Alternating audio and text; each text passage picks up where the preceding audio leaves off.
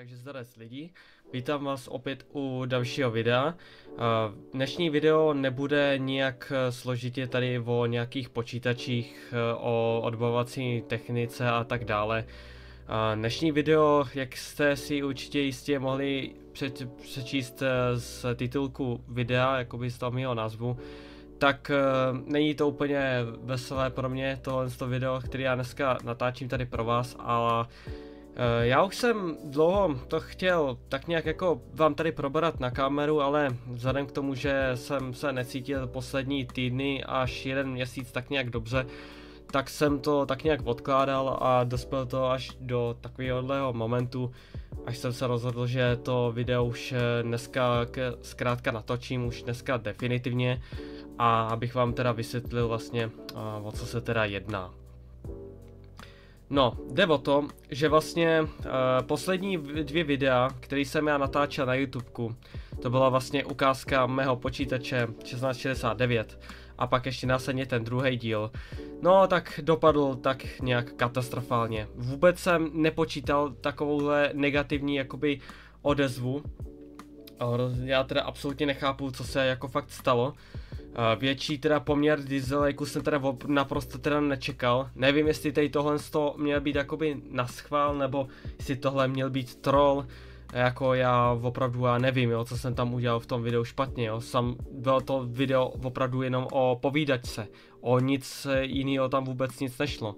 Bylo to prostě jenom výročí mého počítače, jo. Já nechápu ty lidi, kteří prostě přijdou jen tak prostě na jakékoliv YouTube video, dají prostě šopno dislike a tím to končí. Já to vůbec nechápu, jo, prostě. Jako, já očekávám to spíš od těch lidí, že když už dají někde jako dislike, tak by měli na to napsat nějaký komentář. A to neudělá vůbec nikdo. Absolutně vůbec nikdo, jo. A to mě hrozně jakoby naštvalo, jo, teda. No a jde o to vlastně, že jak já jsem to video vlastně vydal, tak ten počet těch lajků bylo 22, což jste mi splnili tu moji challenge, což jsem já v tom videu vlastně říkal. Ohledně toho, že bych natočil i odbavovací techniku, to, co mám vlastně doma, jo. Ale byla tam hromada dislikeů, tak jako WTF, co to mělo jako znamenat, to jako měl být fakt jako ten joke, nebo co, jo. A ještě hromada komentářů, jo, taky zase, já to absolutně nechápu. No a tak to byl vlastně ten důvod, proč jsem natočil tady tohle video, protože potom, co jsem vlastně to video vydal, tak mě nebylo vůbec dobře, měl jsem z toho trošku takový špatný myšlenky, měl jsem depresivní myšlenky a už jsem si fakt nevěděl rady, co a jak dál podniknout s mým kanálem, jo. Já jsem samozřejmě měl na kontě naplánovaná ještě další videa, který jsem chtěl ještě natočit, mimo jiné o jednom historickém počítači, retro počítači samozřejmě. Pak jsem plánoval udělat video, že budu stavět možná jeden počítač úplně novej, no a pak ještě zbylé video o jednom převodníku a tady tyhle ty věci. To jsem měl tady samozřejmě jako v plánu, jo. Čekal jsem, že budu mít jako pozitivní jako reakci na to video, ale bohužel tentokrát se to prostě nějak nevyvedlo úplně, nepovedlo. A dostal jsem takovou reakci, ale naprosto jako negativní a docela mě to jako frustrovalo, jako, chci vám na to jako tak jako říct, tak mě to prostě demotivuje strašně, jo, to poslední video mě tak demotivovalo, že mě to prostě učinilo rozhodnutí, nebo prostě to rozhodnutí, že já skončím, protože vlastně já už prakticky nevím, co já bych měl pro vás jakoby natočit jakýkoliv video teďka v tuto chvíli. Já vím, ona je špatná doba v tuto chvíli, to si asi můžeme říct jako na rovinu. Někdo má prostě špatný moment někdy v životě, někdo má zase dobrý moment v životě a někdo se rozhodne tak, že prostě třeba to už ukončí s YouTube kariérou, že prostě nebude pokračovat, jo, což je akorát ten můj případ, jo, protože já jsem předtím ještě žil z toho deprese a tak nějak jsem zvažoval tu možnost, že já odejdu jakoby z YouTubeka asi na dobro, jo, protože i tak sice překonal jsem milník 400 odběratelů, ale i tak prostě jako já moc videa netočím. A je to z toho důvodu, že já hlavně už nemám taky na to čas se věnovat k těm videím, jo, protože se věnuju i jiným koníčkům, tak jsem si říkal, že to už asi ukončím. už jenom kvůli tomu, že já pracuji vlastně v zaměstnání, no a ten čas vlastně už mě to tak je tolik jako omezováno, jo, takže jako není to dost dobrý, no. No a právě proto, no.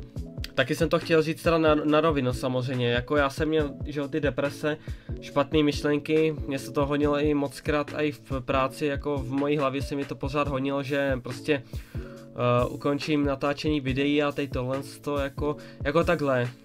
Upřímně očekávám u tohoto videa hodně negativní jakoby reakci, už jenom proto, že budu končit na tomto YouTubeku samozřejmě, nebo to natáčení.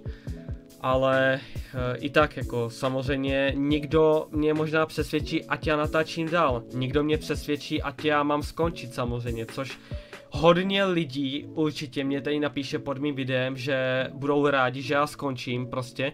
Jo, jenomže chci taky sdělit i jednu věc, samozřejmě pokud nějaký hater se rozhodne, že se bude, dejme tomu, radovat, bude mít radost, že ten jeden youtuber končí jenom kvůli tomu, že se prostě zaroutil, jo, tak to není od toho hatera moc hezký a rozhodně jako nechci mu prostě posílat nějaký znamení, jo, ale jako takový jako znamení v tom slova smyslu jako prostě, že by to mělo být něco příjemného, jo, tak to znamení prostě bude špatný i pro toho hejtera, protože prostě poškozuje vlastně tu danou osobu, toho dotyčného vlastně, co on točí ty videa a chce vlastně ukončit s tím natáčením YouTube a nějaký hater to vlastně podporuje tady tu myšlenku toho youtubera s tím, že si skončí a nebude natáčet dál, jo, takže jako to není opravdu moc hezký od toho hejtera, tak jako já nevím, co jako mám dělat opravdu. Navíc já mám i deprese, i trošku i v osobním životě. Občas je mám, občas ne, ale letos to není tak horší jako předtím. Minulý rok s těma depresema jsem to měl docela horší, ale prostě to je ten důvod vlastně, proč já tady tohle video natáčím, jo? Že se vlastně potýkám občas se špatnýma myšlenkama, s depresema a tak chci tak nějak trošku mít v životě svůj osobní klid, svůj jakoby prostor k tomu, abych se mohl věnovat svým hlavním koníčkům, což je ta elektrikářina.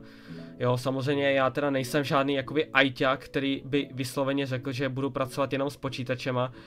Právě to je taky ten důvod, proč někteří lidi mě tam píšou vlastně ohledně toho, že nerozumím tady těchto věcí, tak ať já to netočím.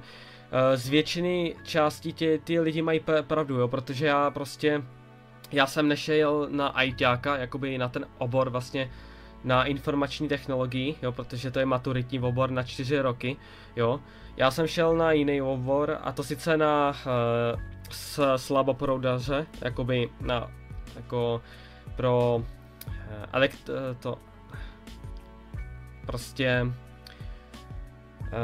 mechanik pro zařízení a přístroje, jo, tomu se říká slaboproudař. A ještě jsem taky šel na 1 rok studovat obor na elektrikáře silnoproud. No a z toho jsem získal ještě i vyhlášku 250. No a já jsem s tím docela spokojený, tak mám teda 2 ty výuční listy. Zvažoval jsem, že jsem chtěl ještě studovat dál, ale nakonec jsem se rozhodl, že studovat asi dál nepůjdu a půjdu do zaměstnání, no a to vyústilo v ten moment, že prostě ten čas pro mě je tak omezený, že už nemám takovou tu svobodu jako předtím. No tak jsem se tak nějak to rozhodl říct, no, že prostě pro mě už je priorita taková, že prostě budu už vydělávat peníze, tak abych měl na živobytí a neměl už jakýkoliv problémy, kdyby se náhodou něco prostě stalo, jo, tak abyste to pochopili prostě lidi, že jsem chtěl s YouTubem tak nějak jako to už ukončit a věnovat se trošku víc v osobním životě. Když někteří mě budou tady tvrdit v komentáři, ať já nemám končit, ať mám pokračovat tady v té mé tvorbě, že se jim ta tvorba některým opravdu líbí, jo, ale prostě tak, no, takže jako člověk by se měl asi sám jako rozhodnout, jestli by měl skončit nebo neměl by skončit, je to každýho věc, to je to rozhodnutí vlastně a tak, no. A dál asi nevím, co bych já k tomu chtěl já vám prostě říct. Ještě mám taky problém s tím, že se mi nedaří dostat k autoškole, kterou jsem měl mít dávno za sebou a to jsem taky úplně podělal tady v tomto roce. Takže autoškolu mám až po dalším roce, tak to jako fakt není pro mě vůbec nic příjemného jako jo. No. jako takhle, já k vám nemluvím úplně dobrou náladou samozřejmě, jo, protože já tady vysvětluji vlastně ty moje příčiny a tady ty problémy, se kterými se akorát potýkám.